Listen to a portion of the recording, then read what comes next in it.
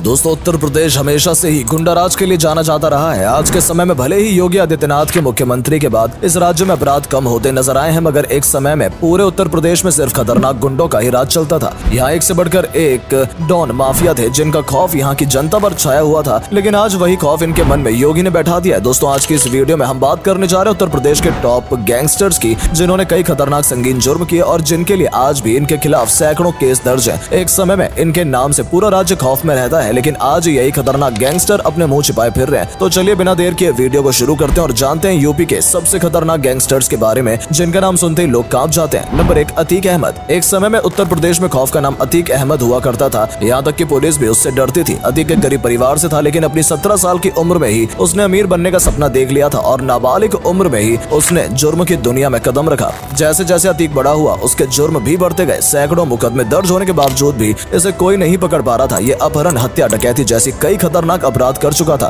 बताया जाता है इलाहाबाद में एक चांद बाबा नाम का डॉन था जिसने पूरे प्रदेश को डरा रखा था और अतीक अहमद ने उसी को ही मारकर उसकी जगह ले ली, जिसके बाद से बड़े नेता और पुलिस भी उससे डरने लगी थी। हर साल अतीक की क्राइम लिस्ट में नए नए केस बढ़ते गए और इसका खौफ चारों तरफ फैलता गया। कुछ वक्त बाद इसने राजनीति में एंट्री ली, चुनाव लड़े और विधायक बन गया और इसके बाद इसकी पावर और बढ़ गई। जब इसे जेल हुई तो बताया जाता है कि हाई कोर्ट के जज भी इसके खिलाफ फैसला सुनाने से डरते थे, मगर हर किसी का अंत लिखा होता है और इसका भी लिखा था। 15 अप्रैल 2023 को अतीक ने दुनिया को अलविदा कहा और इस तरह उत्तर प्रदेश में एक माफिया कम हो गया। नंबर 2, हरिशंकर तिवारी। अपराध की दुनिया में एक और बड़ा नाम हरिशंकर तिवारी भी आता है। कहने को ये एक बड़े नेता रह चुके हैं जिसके निधन पर लोगों की भीड़ उमड़ आई थी, मगर आपको बता दें कि तिवारी ने भी बड़े से बड़े संगीन जुर्म किए थे और उसके बाद इन्होंने राजनीति में कदम रखा। इनके नाम का सिक्का पूरे प्रदेश में चलता था और चारों तरफ इतना दबदबा था कि चुनाव भी जीत गए। हरिशंकर तिवारी ने गोरखपुर के सीएम के लिए भी चुनाव लड़ा, मगर योगी आदित्यनाथ के आगे हार गए थे। माफिया कहे जाने वाले तिवारी ऐसे शख्स थे जिसने जेल के अंदर से चुनाव लड़े और वहीं से जीते भी थे।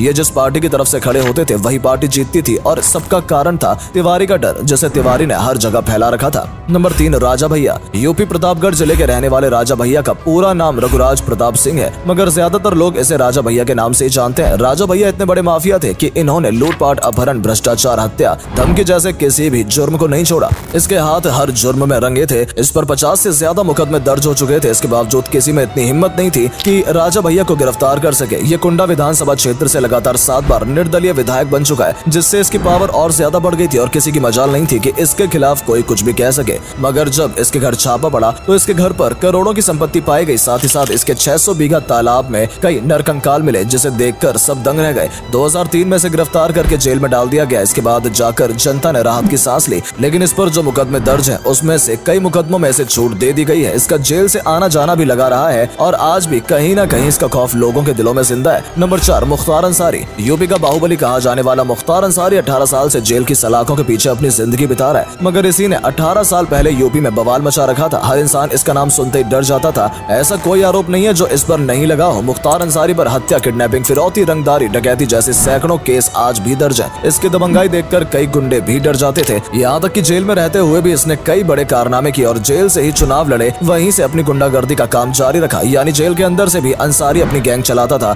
इस बात से अंदाजा आप लगा सकते हैं कि अंसारी का कितना दबदबा और खौफ था। फिर 2005 में मुख्तार अंसारी मऊ में हिंसा भड़काने और बीजेपी नेता कृष्णानंद राय समेत 7 लोगों को मारने पर इसी मामले में गाजीपुर पुलिस के सामने इसने सरेंडर कर दिया था और तभी से अंसारी जेल में बंद है। बताया जाता है कि इसके पास करोड़ों की संपत्ति थी, जिसमें से आधे से ज्यादा काला धन था और बाकी इसने सब बुरे कामों से ये संपत्ति कमाई थी, जिसे योगी आदित्यनाथ ने जब्त कर लिया और कई संपत्ति पर उन्होंने बुलडोजर भी चलवा दिया था। लेकिन आज भी अगर मुख्तार अंसारी जेल से छूट जाता है तो ये दोबारा जेल से वापस आकर अपने इन्हीं गैर कानूनी और गुंडागर्दी में वापस जुड़ जाएगा, इसलिए उसका जेल में रहना ही बेहतर है। नंबर 5, ब्रजेश सिंह। दोस्तों, ब्रजेश सिंह का नाम सबके सामने आया तब जब मीडिया में ये खबर आई कि अंडरवर्ल्ड डॉन दाऊद इब्राहिम के बहनोई की हत्या करने वाले शख्स को कड़ी निगरानी में भी किसी ने गोलियों से भून डाला। इस घटना ने सबको चौंका दिया था। मामले की छानबीन करके पता चला कि इसमें किसी ब्रजेश सिंह नाम के इंसान का हाथ है। इसकी कहानी शुरू होती है बनारस के एक छोटे से गाँव से, जहाँ अरुण सिंह नाम का लड़का अपने परिवार के साथ खुशी खुशी रह रहा था। कुछ वक्त बाद अरुण ने अपने पिता के आरोपी की गोली मारकर हत्या कर दी, लेकिन जब अरुण को पता चला कि उसके पिता की हत्या में और भी लोग शामिल थे तो उसने एक एक करके सभी को मौत के घाट उतार दिया और इस तरह अंडरवर्ल्ड को एक नया डॉन मिला। अरुण ने अपना नाम जुर्म की दुनिया में ब्रजेश सिंह रख लिया और सभी इसे इसी नाम से जानते थे। एक साथ इतनी हत्याएं होने के बाद ये मामला पुलिस की नजरों में आ गया। उन्होंने काफी छानबीन की और आखिरकार अरुण सिंह को पकड़ लिया गया। जब अरुण सिंह गाजीपुर जेल में बंद था तब उससे पुलिस ने काफी पूछताछ की। दोस्तों, ये वही ब्रजेश सिंह है जिसके जुर्म सालों तक नहीं रुके और अपनी गुंडागर्दी के लिए ही यूपी ही नहीं बल्कि देश भर में मशहूर हो गया। शराब तस्करी से लेकर लोगों को मौत के घाट उतारने जैसे कई बड़े संगीन जुर्म किए और हर बार बच जाता था। यहाँ तक कि जेल जाने के बाद भी इसकी जेल में फुल मौज रहती थी, क्योंकि इसने वहाँ से भी अपने सारे अपराध जारी रखे और यहाँ तक कि जेल से ही चुनाव भी लड़ा और आखिर में इसकी मुलाकात दाऊद इब्राहिम से भी हुई, जिसके बाद इसका खौफ हर राज्य में और ज्यादा पैदा हो गया और अंडरवर्ल्ड की दुनिया में इसका नाम मशहूर हो गया। नंबर 6, बबलू श्रीवास्तव। अंडरवर्ल्ड में एक ये नाम भी काफी ज्यादा मशहूर रहा है। कॉलेज की पढ़ाई होते ही डायरेक्ट इसने जुर्म की दुनिया में अपना कदम रखा। इसका असली नाम ओम प्रकाश श्रीवास्तव है, लेकिन अंडरवर्ल्ड में आने के बाद ये बबलू नाम से ही जाना गया। उत्तर प्रदेश के गाजीपुर का रहने वाले बबलू ने एक बार बताया था कि उसका सपना आर्मी में भर्ती होने का था या फिर एक अधिकारी बनने का, लेकिन कॉलेज के दिनों में उनके साथ एक ऐसी घटना हुई जिसके बाद उसकी जिंदगी पूरी तरह से बदल गई और वो इतना बड़ा माफिया बन गया। फिरौती वसूली और किडनैपिंग जैसे जुर्म इसके लिए मामूली सी बात थे, क्योंकि ये अपराध की दुनिया में सबसे आगे था। इसके अलावा कई संगीन जुर्म में इसने बड़े से बड़े डॉन को पीछे छोड़ दिया था। सिर्फ आम जनता ही नहीं बल्कि इसमें बाकी गुंडे मवाली भी खौफ खाते थे। यहाँ तक कि पुलिस भी इसके इस कारनामे से परेशान हो चुकी थी। जैसे तैसे पकड़कर इसे जेल में डाला गया और आज भी ये जेल में बंद है। तो दोस्तों, ये थे उत्तर प्रदेश के वो बड़े माफिया डॉन जिन्होंने पूरे राज्य में कोहराम मचा रखा था। इनके पास ताकत और पैसा इतना था कि कोई भी इनका कुछ बिगाड़ नहीं सकता था। आम जनता से लेकर पुलिस और बाकी गुंडे भी इनसे डरते थे। फिलहाल ये जब तक जेल में है तब तक बाहर शांति है, लेकिन जिस दिन ये भी बाहर आए तो दोबारा यूपी में अपराध बढ़ जाएंगे। दोस्तों, वीडियो पसंद आई हो तो प्लीज वीडियो को लाइक और शेयर जरूर करें और कमेंट करके जरूर बताएं कि यूपी में गुंडा राज पहले से कम हुआ है या नहीं। मिलते हैं आपसे हमारी अगली वीडियो में, तब तक के लिए धन्यवाद।